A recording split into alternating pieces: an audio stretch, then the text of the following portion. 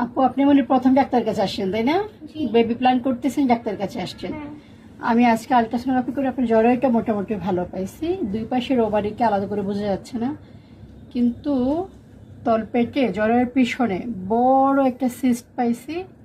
সিস্টের মাঝখানে পার্টিশন বলি আমরা, ওইটাও পেয়েছি, এবং সলিড জিনিসও পাইছি সিস্টের সাথে, পুরো একটা জুড়ে। এখন বলতে মানে সিস্টটা তো পানি পানি, হ্যাঁ হ্যাঁ। আর আর যদি একটু শক্ত টিউমার জাতীয় হয় তখন বলি মা সলিড জিনিস।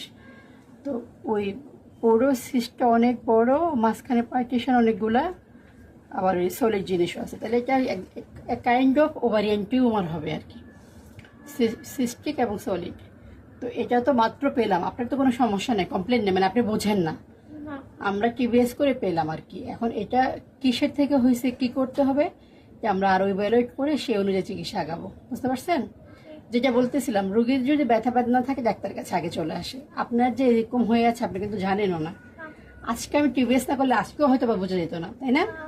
আচ্ছা, দেখা যাক, মন খারাপ করেন না, এটা ধরা পড়ছে, এখন চিকিৎসা হয়ে যাবে, এটা হচ্ছে মেন কথা। ওকে।